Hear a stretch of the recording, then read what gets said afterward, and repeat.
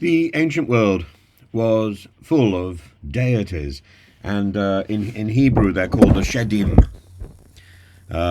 which then it translated into Greek becomes the da-imonia, and these are projections of power, often represented as stereanthropic beings. That's beings that are partly human or partly appear human and partly appear animal, as particularly you get in ancient Egypt.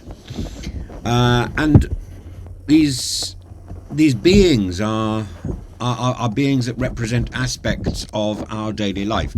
So the theology of winter I find fascinating, given the fact that the cold front, is tightening its grip in the in Britain, particularly in the east of England. Temperatures are expected now to plummet, with highs of only 4 degrees centigrade and lows dipping below freezing, and no doubt the railways will seize up completely, and it will be almost impossible to get from one place to another.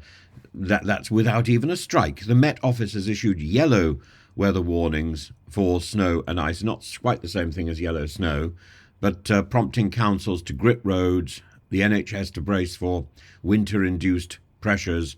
And yet beyond the practicalities of salt supplies and snow tyres lies a deeper ancient fascination: humanity's enduring relationship with winter and the divine forces that we've long believed govern it.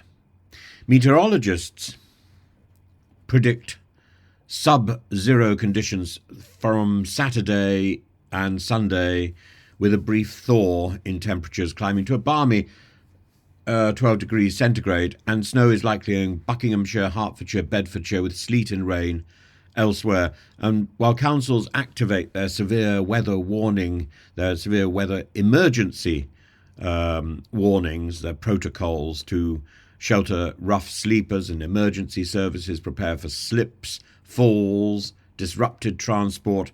As I walked down the street this morning in Rugby, there's a place where I slipped on some leaves, and it's got a little fence around it, but that fence is on the ground and has been for about 4 days, and I worry that the council, particularly in my area, doesn't do any work, or doesn't do any useful work.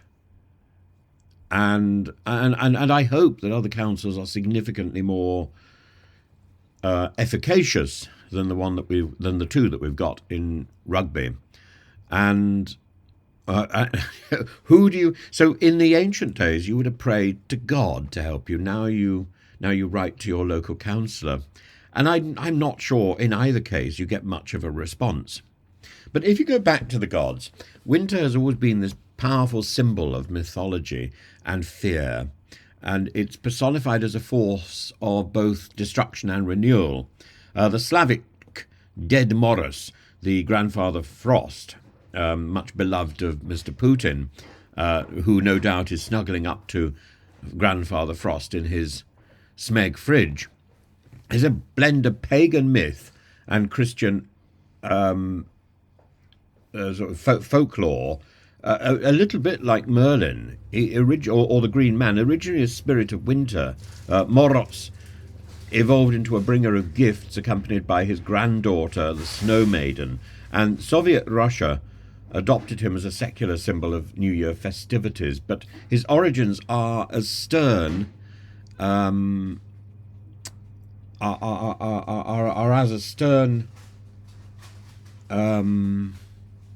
bringer of warmth in the winter, and he's paralleled really by the Greek wind, Boreas, the god of the cold north wind and of winter, and he's a god who has wild hair and a wild temper.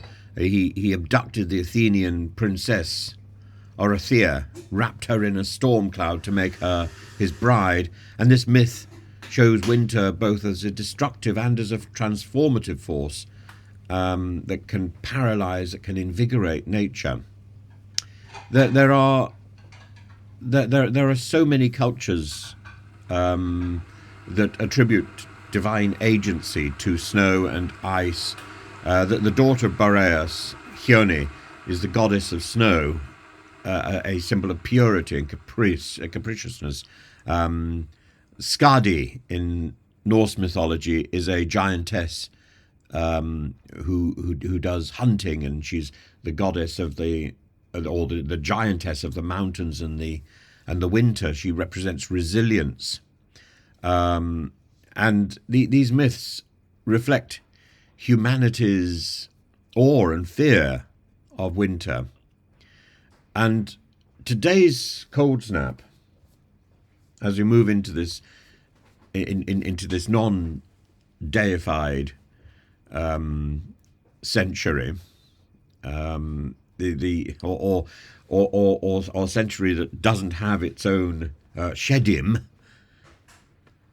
we have the councils instead. Councils across the east of England, I presume, are, as I speak, deploying their gritters on the icy roads, and hospitals and ambulance services are reporting increased demand as cold exacerbates the problems of the health problems, the cardiovascular, the respiratory problems, and the impact of the government's decision not to offer a fuel allowance to pensioners hits hard.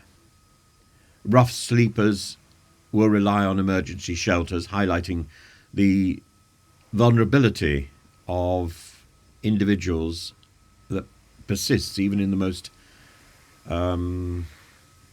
technologically advanced countries. But and how do we deal with winter? Well, we deal with winter really by relying on these bigger powers, by relying on the council or relying on the gods. As a theological concept, it invites a reflection on endurance, on survival and hope. And that's why Christmas turns up in the middle of winter, a time that aligns with hope in a stark season. Stripped of distractions, we confront essential truths and draw on those pagan traditions of Yuletime as a time of rebirth, marking the return of the sun and the gradual retreat of darkness. But be in no doubt, this icy grip, which is imminent, we need to embrace not only its lessons, but the help of those that we turn to for help, whether these are skedim or whether these are councils and counsellors, and we need to make sure that they're doing their job. From Boreas' tempestuous flights to Dead Moritz's frosty generosity, winter demands respect, humility, and care. So bundle up, check on your neighbours, and as the snow begins to fall, consider the gods of winter watching from their icy thrones, for the cold lies both in the challenge and the opportunity to reconnect with the rhythms of the natural world and to turn to those who are appointed to offer us help in this time.